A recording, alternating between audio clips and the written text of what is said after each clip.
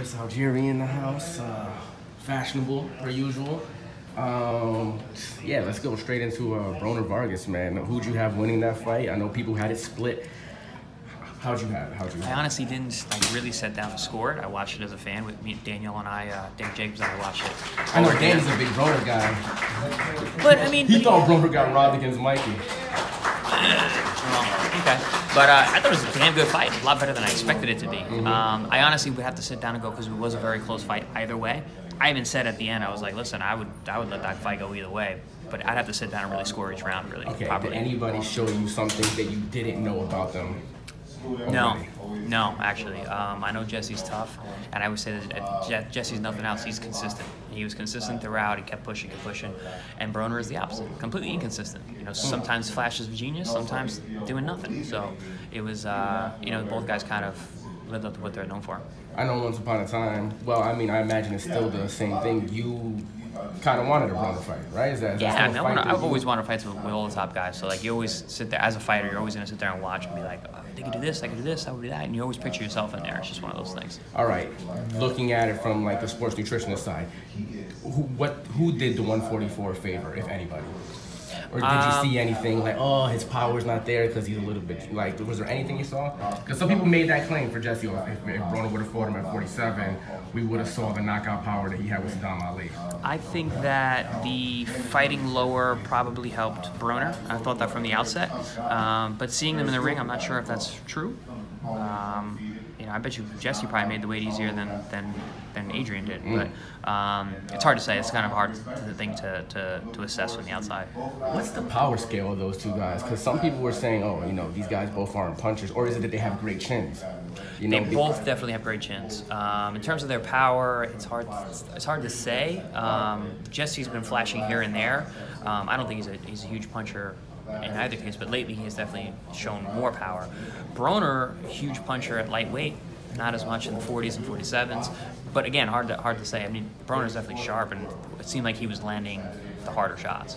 Former opponent of yours fought that same day, Amir Khan, fought your guy Phil Greco. I thought it was like stopped a little early. I don't know. I mean, I think it was just messy. I think it was one of those things where you have to kind of adjust to the speed and timing, but for whatever it was a stoppage. Phil Greco says that Amir Khan hits harder than Errol Spence. Now, you fought both of those guys also. I want to know your opinion. Well, people ask me all the time, like, oh, Amir Khan, like, how's his power? He hits hard. He hits very hard. He's very fast. So, you know, people have said to me, like, oh, he doesn't hit hard, right? I'm like, no, he hits hard. You know, he's very, very fast. It's hard to, you know, like, the thing, there's always the talk about comparing power. You can't do that. Yeah. And anyone who's been in there really knows the difference in people's powers. You can't really explain them.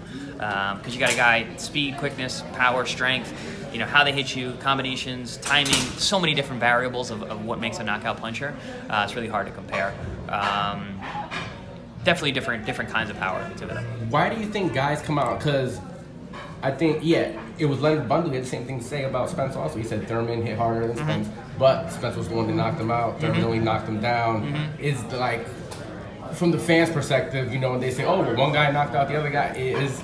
That's easy to say on paper. Be like, oh, this guy knocked out this guy, but he didn't knock out that guy, so he's got more power. It's not true. Because I know you told me that Provodnikov hits harder than Spence. Yeah. You know, Provodnikov, I mean, the power that guy, you know, showed in spots in the fight was crazy, but then other times not so much. So this consistency factor too. Spence throws a lot of punches, and he lands a lot of punches. So, you know, that adds up to stoppages as well. So now you can correct me if I'm wrong. I kind of look at Spence in the same light that I look at Danny. I feel like they're huge in their weight class because of how they're built genetically. I feel like they both have skinny legs. In that sense, super sure. low body fat. In that sense, sure, like the size, like for that, but they're definitely different kinds of punchers. Danny's a lot more explosive and athletic, and his pop. Danny's got like pop. Because I was looking at Danny doing his shadow boxing yesterday, and like I'm studying his body type. I'm like, wow, these are like toothpick legs, and like the conventional wisdom is power comes from the legs. You know, you look at Mike Tyson. But then you look at guys like Thomas Hearns. Yeah. So like I'm wondering, where does Danny's power come from? Is it the fast twitch fibers? Is it just like, so it's the athleticism? He's an that lets him explosive, explode. powerful athlete. Yeah, it's different. Whereas somebody with like Triple G, it's more of the way the muscles are built, like the forearms and the shoulders and things, right? If you look at you're talking about builds. If you look at Triple G's build, it's not super impressive, especially what by him wearing clothing. He's not a really big guy. Yeah. But if you look at his boxing specific muscles, forearms, hips, glutes, hamstrings, he's got small calves, not really big arms, kind of a thin chest, but the muscles that are important for punching are very developed on him. You know, so body types can definitely tell you a lot. So to a degree, you can almost say that you could kind of increase your punching power if you were to focus on particular. Like absolutely. Parts of, again, power is very complicated. Like what makes that guy powerful? What guy makes a guy a knockout puncher? There are tons of guys who have a lot of power that don't knock a lot of guys out. There are a lot of guys that are super strong and have very little knockout percentage. So power and knockouts are all different factors and different things. Okay, so with a guy like Danny and a guy like Triple G, who as a child, basically, who has the natural power? Lifting weights and doing workouts, like what is natural power? Is it athletic ability, the fast twitch muscles, or is it you building through, like all different kinds of training and getting like that kind of build? Well, I think everyone has a ceiling based on their genetic talent, their genetic makeup. Daniel's athleticism allows him to have quickness, explosiveness, speed, those kind of things, which can generate power and generate knockouts specifically.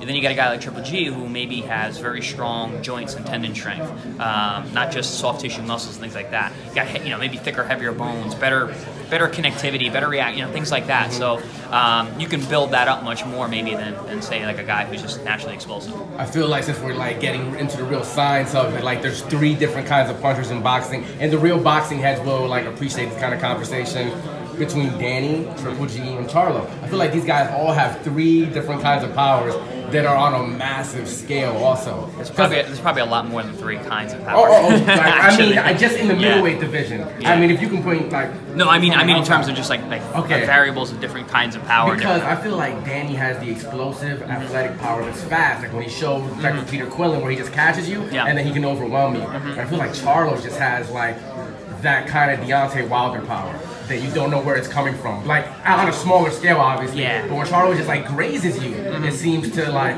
I'm not sold on Charlo's power at middleweight yet. I just haven't seen it. The 2 guys he fought. No disrespect to Hugo Centeno, but he got knocked out by Sulecki. Granted it was late in the fight and he got hit with a lot of punches before that, but but it was a good 1-punch knockout pretty much. Because the reason I say that is because the way the left hook looked that he hit Centeno with, it was like super great. Like in slow motion, it didn't look impressive. In real time, it looked impressive. He had already hit him with 3 right hands though. Yeah. But the thing about Charlo, what I think is impressive about him is his punch selection in the heat of the moment is very good. If you notice what happened, he turned that corner, that right hand was there, they both went to trade right hands, he got there first. He threw the left hook, and like instead of throwing it wide because he had his hand up, he threw it short and caught him on the front of his head instead of around the corner. So his ability to change and pick the right types of punches at the right time, I think that's where that's what I'm most impressed with him. All right, so back to the fight talk. Another like a fight people are throwing out that the fans are throwing out there is Adrien Broner versus Amir Khan. Fun fight. 2 guys with names, 2 guys who are kind of heavily criticized, have taken losses in their careers. I think it's a good fight to keep. Like either guy can't lose, and they're both big marquee fighters. How would you break down that fight?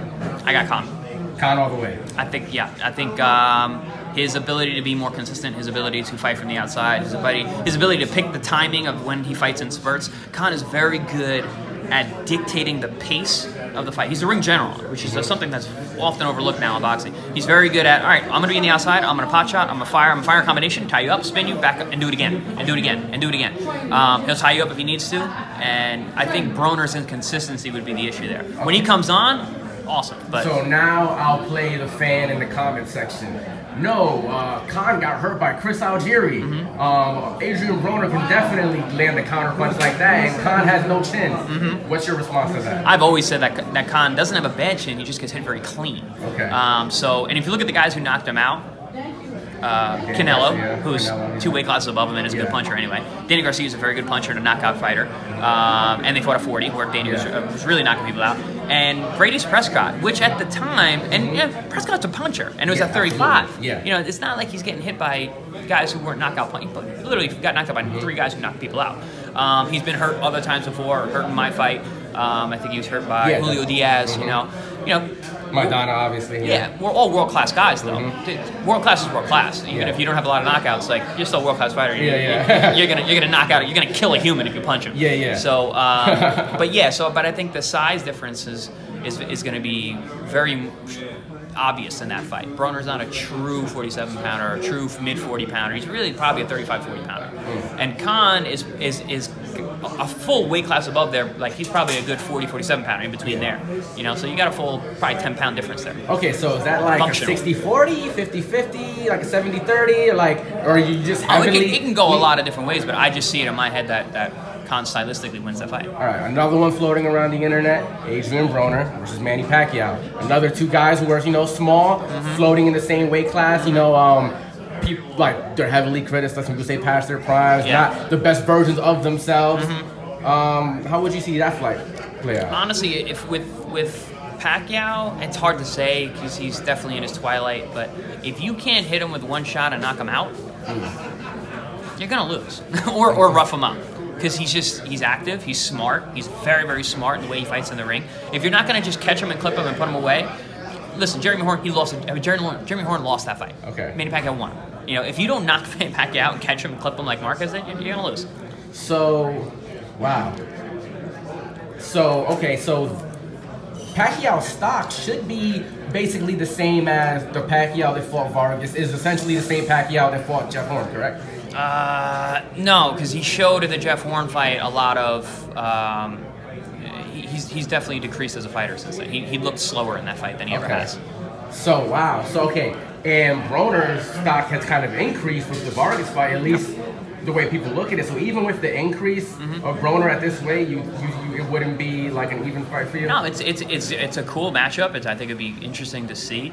But you got to remember, we're looking at Manny Pacquiao's Hall of Fame experience. This guy's in the tip top of the sport, and he's very good at utilizing that in sport. He even showed in the Jeff Horn fight. He wasn't as fast. He was way undersized. He had a guy who was really awkward and tough to do it. But when he boxed and moved and got on his toes and showed things he hasn't really done in a while, and his timing and his acting, he was still there. You know, he's still got that stuff. He can still pull those kinds of fights out. It's what you see with aging fighters. These guys that are just smarter. You know, other big news in boxing: Keith Thurman vacating the WBC bout. I mean, I'm a person. Hey, if you're injured, whatever, you have a viable excuse. The fans are coming down on him, though. Yeah. What's the perspective from a fighter? I'm sure you've been in similar situations. You've been a champion before. Champion has to defend. You got to fight. You got to fight. You know, and if you got a guy. And injuries are unfortunate; they happen. But it's been a lot of the last 2 years, you know. And you can't just sit on a title and fight every 18 months and expect it to hold it. So relinquishing it is probably the best thing. Allow some other guys to fight for it. Come back and fight those guys. Fight. So, I'm a fighter. I'm a fighting champion. You know me. I like to fight. I want people to fight each other. I want. So some people are saying these are Mayweather-esque tactics. He relinquishes the WBC. Danny and Sean fight for it. Then he fights the winner of that. And then Spence is the dark horse that never, you know, those 3 guys are juggling around each other and, like, no one has to face Spence. And that's how, you know, he becomes champ again and, you know, whatever. The case, is that what's going on? Is Spence really ducked like that, or is that just boxing conspiracy? Maybe. Who knows? I haven't really thought that much about it. I haven't really thought about it from that perspective. But those kind of things, I mean, sure, that could happen. That could be it. Is that something that you personally think that Mayweather did in his career? Is it, you know, because he was one to vacate titles a lot too. Honestly, I never really thought about it like that. You know, and I can't really go back and think about it right now, but it's possible. He's a smart guy. You know, he's a very smart guy. I was talking to Big Baby. He actually told me, I was trying to break down his style just from what I've seen. He told me he got a lot of his style from Adrien Broner. Like, because to me, he looks like a giant Adrien Broner when he's in the ring at times. The head movement, the way he flicks his jab from the hip and everything like that. I rank him personally as my top 2 heavyweight boxers in terms of skills, with him and Louis Ortiz. How do you see his skills and his overall stance in the heavyweight division? I mean, he's a really athletic big guy. You know, which is what the new heavyweight division is. You know, you got these guys that are not only you know, big and skilled, but like they're like these new super athletes. I think Jarrell falls into that. You know, excuse me. Like you said, he's got quick hands, he's got good power, he finishes guys off. He knocks guys out late too, which is pretty impressive for a big guy. I think throws lots of punches per round. Throws lots of punches. He's active. I just think he needs to make sure that he's doing the right things between fights, and he got the proper training camps in front of him, because now he's beginning to step up now, big time, and there's a big gap between these guys and those guys. Yeah. And I think that's really going to show what he does in between those fights when he jumps from. Is that like the sports nutritionist in you, like saying, okay, we got to cut down the cheeseburgers? I told him, man, he gets a big fight. I'll be in his camp and making sure there's no cheeseburgers in his pillowcases. Okay. What would, like, what? Oh man, because I can only imagine, because he has like the body type for it. What could you transform Big Baby into right now? So I'm really. Really lucky to work with a guy like Danny Jacobs, who he's honestly a freak. I get to see what I do to him with his diet and how his body.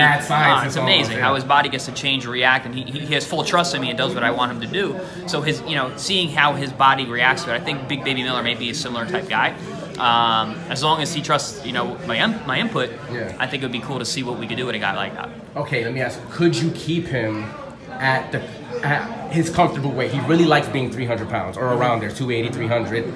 Is there a healthy version or a ripped version per se of that weight that he can still maintain that weight and be strong? Or there's anything's possible, but it takes time.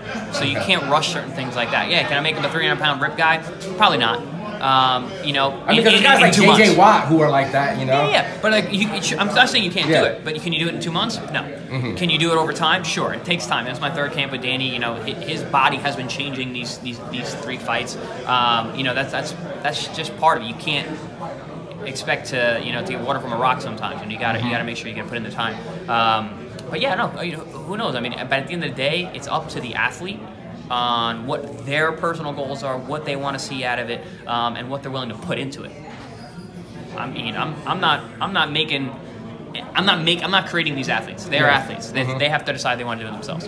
Last but not least, any Chris Algieri updates whatsoever? 2018, 2019, something, anything to update us on? Nothing right now. Hopefully soon. I'm in great shape. I've been working really hard. I got some good sparring with Saddam. Still got plans to fight at 40? I do, yeah. Okay. Yeah. My weight's down. I'm good. But yeah, nothing new in the news yet. Nothing new in the news yet. Yep. All right, man. Well, one of my favorite people to talk to. Always appreciate it. Thanks, absolutely, brother.